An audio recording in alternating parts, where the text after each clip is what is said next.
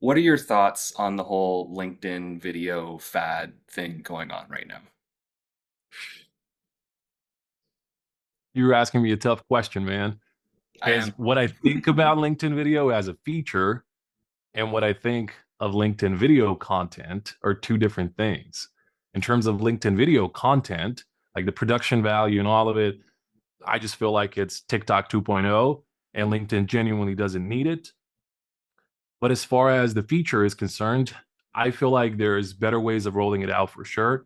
Mm, But right now, I feel like we're in this experimentation period at the very moment where video is getting boosted. Like it's actually visibly boosted in the home feed. You see this horizontal, 2 to 3 videos kind of thing. You see the video feed separately in the app, and everyone's kind of posting their really, really high impressions on video posts.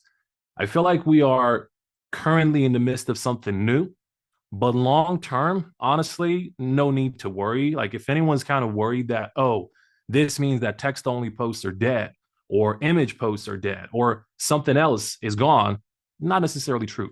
Video is yet another part of LinkedIn now. It's just a new format. I don't feel like it's going to replace anything else. So yeah, for everyone worrying, just stop worrying. If you want to do video, do it. If you feel like you don't need to do video, just skip it. Personally, I've never posted a video. So I there you go. totally saw that. I was like, has Yeah, this man. guy done any video? And I went and looked, like, Nope. no, he's not Zero doing video. videos. And he's crushing. I feel like for me, I've been a writer like 15 years, copywriting, branding, all that. Yeah.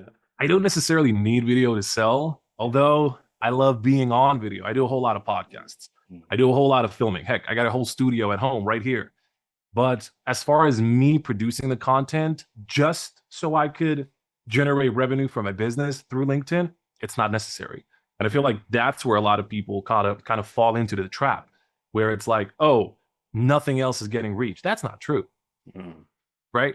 So people kind of want to record video just because they feel like they're forced to record video. Right. If anything, like the bigger profile should feel more of a pressure to push video out. I look at it that way. Mm. And nah, it's just not true. Just not Hmm. true. If you I love don't that. need video to generate money for your business, just stop thinking about video as a whole. That's it. Boom. Dude, that I love that answer because it actually segues perfectly into my next question for you, I which have is no idea what hilarious. you're gonna ask me. I know you don't, but you just segued it perfectly, which is what's the mindset jump somebody needs to take from just like posting on LinkedIn to actually making money on LinkedIn? Where's that split?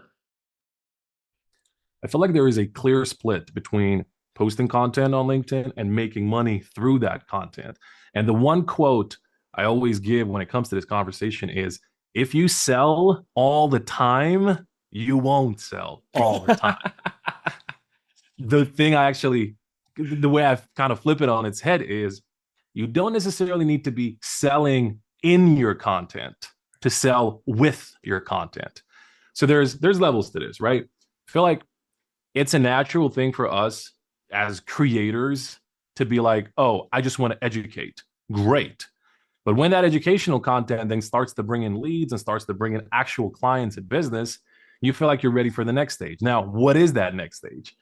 Genuinely, sometimes it doesn't have anything to do with the content. Hmm. It has to do with your activity outside of the content, in the comments and in the connection requests slash DMs. A lot of times folks have this urgency, especially during the summer slump. This is usually noticeable during, kind of end of April through end of August, I would say, Yeah. because it's a slow period during the year. And if you're not someone who has retainer clients, you feel this urge to sell. Like you have to sell in order to survive. Hmm. But what ends up happening is you don't necessarily generate results. Like obviously there are people who do, but like on the in the grand scheme of things, 90% of folks who sell through their content, they won't. They won't generate money strictly through those salesy posts. Why? Because it's repulsive, right? It's almost desperate in a sense. No, That's a genuinely, strong especially word, if you do it. repulsive. No, especially if you sell 5 times in a week out of 7 posts. Yeah. Like I already know what the next post is going to be. Like you don't even need to tell me. I already know you're going to try to sell me something, Right. and that's not the way it works. The better way to do it, honestly, is to post really high value educational content, show the how, I'll show the how and how I, right? Not just how to. A lot of times, as experts, we're kind of so pushed to give information out that we forget to tell people how we know it. Yeah. So the how I element is missing.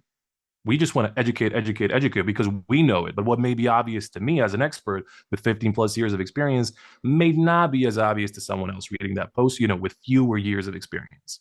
So, high value educational content, actually reaching out to people and sending connection requests, especially people who are your ICP or ideal customer profile, and just expanding your network. Mm. It's a big trap on LinkedIn, man, when folks just comment on the folks that they're used to commenting on. I mean, their Oh, posts. You interesting. never actually branch out into second and third degree networks, which is a Right. big mistake. And it's actually, by testing, the easiest way to get more reach on your posts. Because when you constantly expand your network from the outside in, that outside, it actually becomes much bigger and broader.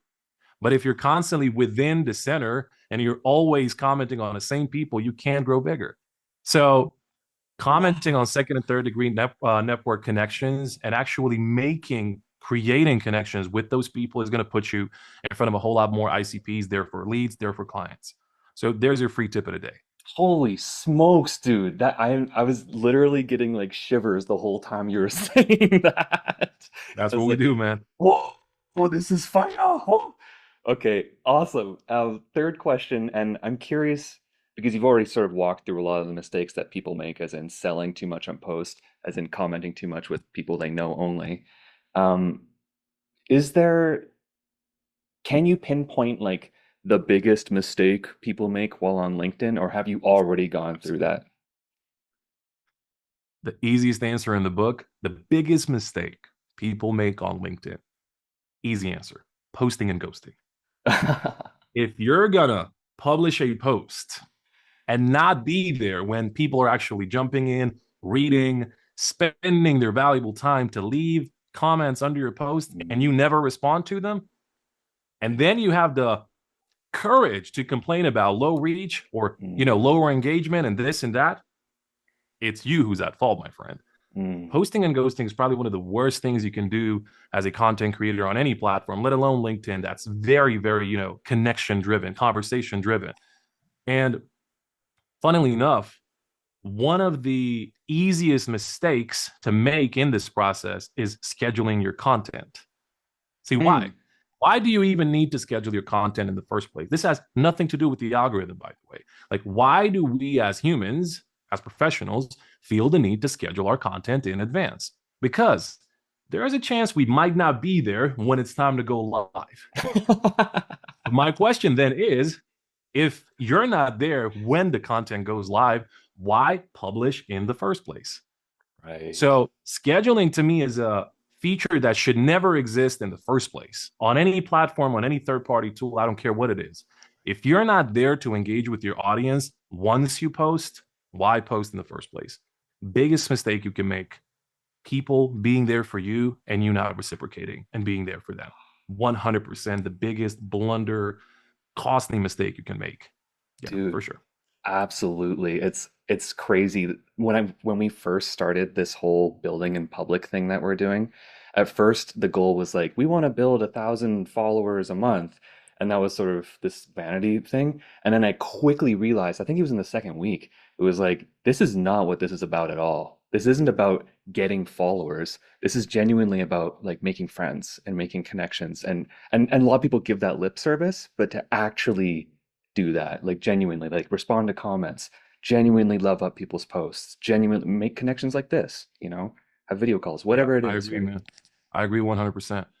Look, I always say there's a clear difference between building a following and building an audience. Mm, Building a following, purely numbers, right? Getting the higher follower count, that's a win. But building an actual audience, that's having followers who will buy from you and who will trust you.